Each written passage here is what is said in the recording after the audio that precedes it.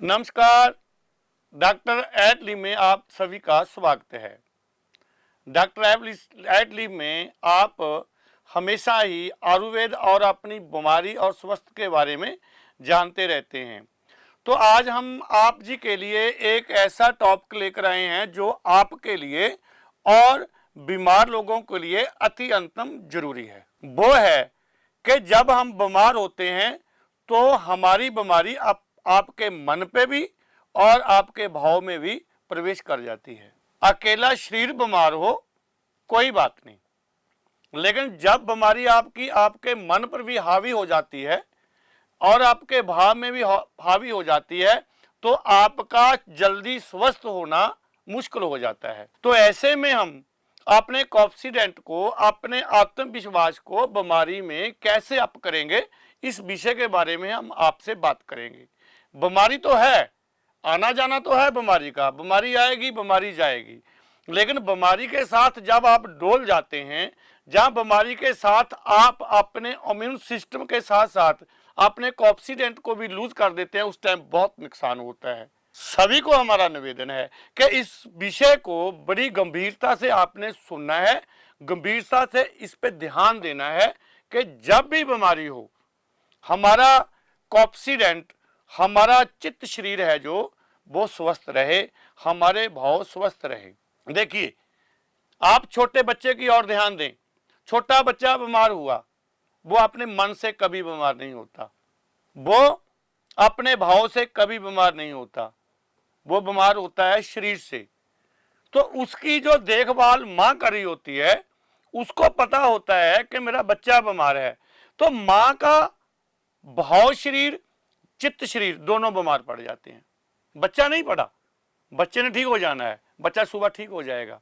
दवा करेंगे, जड़ी बूटी करेंगे। देखिए, इस चीज को समझिए कि आपकी जो विचार है, जहां आपकी जो आत्मा, जहां प्राण ऊर्जा है, वो जब बीमार पड़ जाती है तो शरीर को खड़ा करना बहुत मुश्किल हो जाता है। हमने ऐसा भी देखा है कि बच्चा बीमार हुआ लेकिन साथ में मां भी बीमार हो गई, उसका चित्त बच्चे की बीमारी पर चला गया, उसका भाव बच्चे की बीमारी पे चला गया।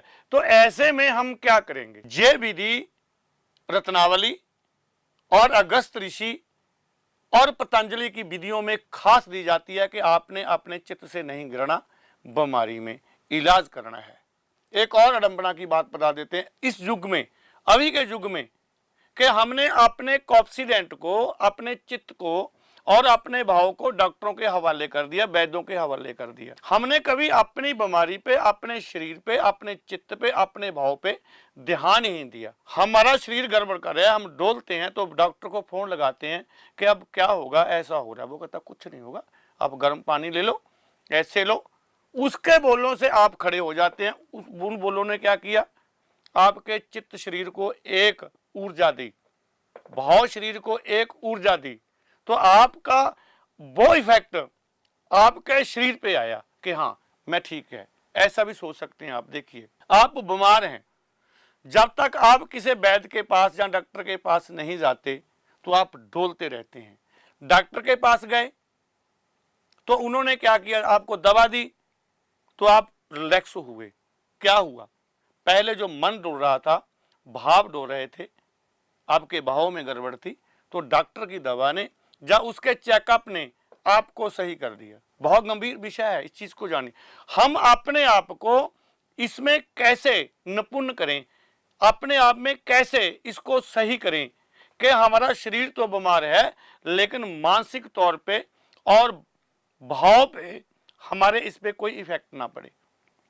अगर सुन लीजिए बात, ये पतंजलि की सबसे बड़ी बात है कि अगर आपकी बीमारी के साथ, शरीर बीमार हुआ, शरीर बीमारी के साथ आपका मन बीमार हुआ और भाव बीमार हुआ, तो आपकी जो बीमारी है वो 30 दिन में ठीक होगी। अगर आपका चित्त और आपका भाव स्वस्थ है, वहां पे आपकी बीमारी की तरंगे नहीं गई, तो आप 3 दिन में ठीक हो जाएंगे। आपने देखा भी होगा जिस चीज को कि आम साधारणगत लोग 3 दिन में, सिर्फ 3 दिन में बिना किसी दवा से ठीक हो जाते हैं। कारण क्या है? कि उनके शरीर के बिना जो चित्त और भाव है वहां पे बीमारी नहीं गई। तो आदरणीय, इस पे ध्यान देना है। तो आप शुरू करेंगे कि हम कैसे बीमारी को शरीर तक रहने दें, अपने भाव पे या चित्त पे ना आने दें।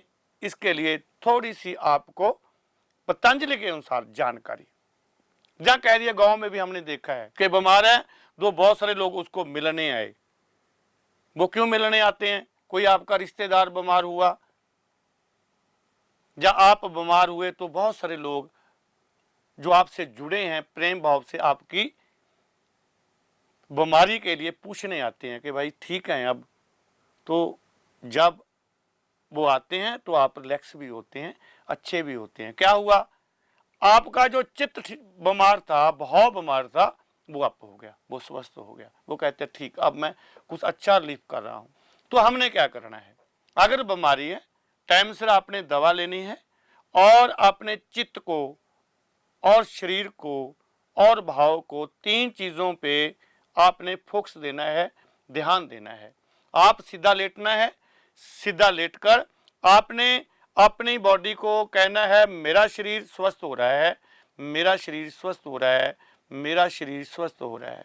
अगली, मेरा मन स्वस्थ हो रहा है, मेरा चित्त स्वस्थ हो रहा है, शीतल हो रहा है, मन शीतल हो रहा है, मन शीतल हो रहा है। आगे भाव, भाव शीतल हो रहा है, भाव शीतल हो रहा है। शरीर शांत हो रहा है, शीतल हो रहा है, चित्त, हमारे विचार शीतल हो रहे हैं और हमारा भाव शीतल हो रहा है। दवाई के बाद डॉक्टर कहते हैं आधे घंटे के लिए आपने विश्राम करना है। आपने विश्राम करना है, लेकिन ये तीन चीजें, शरीर शांत हो रहा है, स्वस्थ हो रहा है, मन शांत हो रहा है, स्वस्थ हो रहा है, भाव स्वस्थ हो रहा है, शीतल हो रहा है, ऐसे भाव में आधे घंटे के लिए जाओगे तो आप एक या दो खुराक से ही ठीक हो जाएंगे। जिनको बहुत गहरी बीमारी है, जैसे कैंसर है या दिल की बीमारी है, कृपया वो रोज करें। जो ऐसी जानकारी आपको दी है, अगर आप इसमें उतरेंगे तो आप जल्दी ठीक हो जाएंगे। इसी जानकारी के साथ डॉक्टर एडलिप से स्वामी बी दास।